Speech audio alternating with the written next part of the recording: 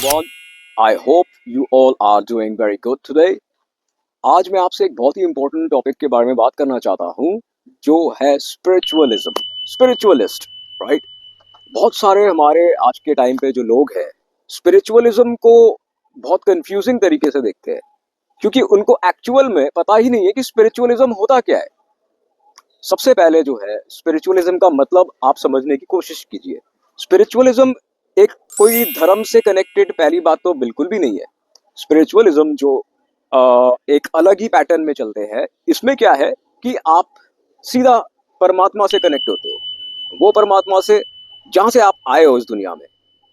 आपके जरिए क्या थे इस धरती पे आने के? आपके पेरेंट्स या उनके फोरफादर्स, एंसेस्टर्स, ये एक ब्लड लाइन है। लेकिन अगर आप ध्यान से सोचोगे कि वो लोग कहाँ से आए थे, वो लोग एक अलग डायमेंशन से आए थे। जरूरी नहीं है कि यहाँ पे जो लोग इस धरती पे जो आए हैं वो इसी धरती से ही रीबॉर्न होके आए थे। ऐसे बहुत सारे लोग हैं जो जिनकी इच्छाएं अधूरी रह जाती है इस धरती पे, तो उनका होता है पुनर्जन्म, क्योंकि उनके डिजायर्स अभी तक कंप्लीट नहीं हुए।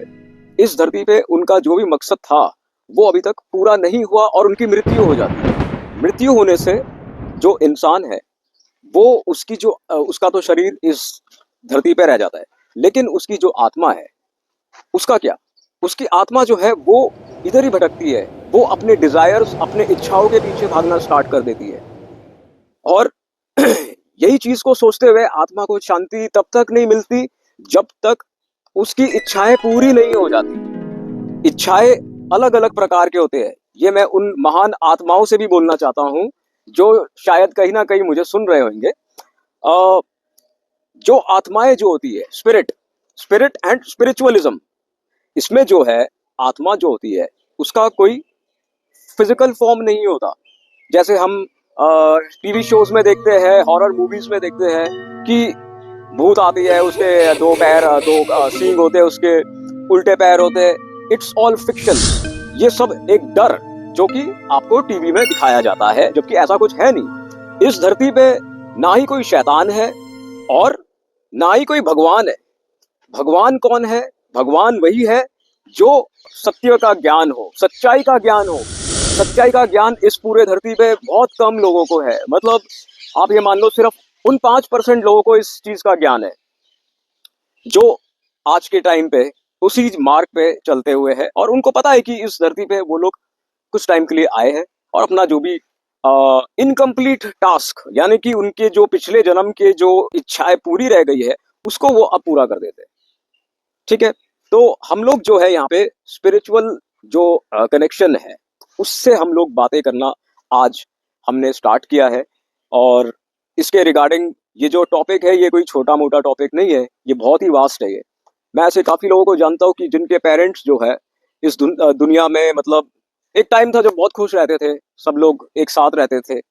लेकिन अब ऐसे भी कुछ फैमिलीज है जहाँ पे मैं देखता हूँ कि सब कुछ अधूरा हो गया। मतलब उनके परिवार में से कोई ना कोई सदस्य उनको छोड़ के चला गया, तो वो क्या करता है, जो इंसान जो जिंदा है, जो मतलब रह गया, वो अपनी पूरी जिंदगी मतलब उसी की याद में बिताते रहता है। वो उसी की याद में सोचते रहता है। वो अपने पूरे जीवन को सिर्फ सोच सोच कर ही व्यर्थ कर देता है, जबकि ऐसा उनको नहीं करना चाहिए। जो इंसान जब तक उसका टाइम था इस धरती पे, चाहे वो आपके पेरेंट हो, चाहे वो आपका भाई हो, बहन हो, कोई भी हो, ये सबका एक कॉन्ट्रैक्ट होता है इस दुनिया में। जब तक वो कॉन्ट्रैक्ट, उनका सबका अलग अलग कॉन्ट्रैक्ट होता है। कोई यहाँ पे 70-80 साल के लिए होता है, कोई यहाँ पे 20 साल के लिए होता है, कोई 5 साल के लिए, कोई पैदा होते ही चला जाता है। ठीक है, इसके भी मैं बहुत सारे आपसे डिस्कस करूंगा आने वाले वीडियोस में। मेन जो हमें जो सोचना है और समझना है वो ये है कि हम लोग भ्रमित ना हो। भ्रम में जीने वाले लोगों के लिए ये पूरा संसार भ्रम है। और जो आज के टाइम पे इस धरती पे आया है उसको एक ना एक दिन तो जाना ही है। चाहे वो कोई भी पुराने जमाने में जितने भी हमारे भगवान जो रह चुके हैं, चाहे वो कोई भी हो, चाहे वो राम जी हो, जीसस क्राइस्ट हो, गौतम बुद्ध हो, वो भी तो अपना शरीर त्याग के गए थे यहाँ से। एक्चुअल में देखा जाए तो ये जो महान आत्माएं बन चुकी है इस धरती पे, सिर्फ इस धरती का कंट्रोल नहीं है उनके पास और भी अदर प्लैनेट्स के भी कंट्रोल है उनके पास। वो सिर्फ यहीं पे नहीं उनका अस्तित्व सिर्फ इधर ही नहीं है, उनका अस्तित्व किसी और प्लैनेट्स में भी है जो कि एग्जिस्ट करते हैं।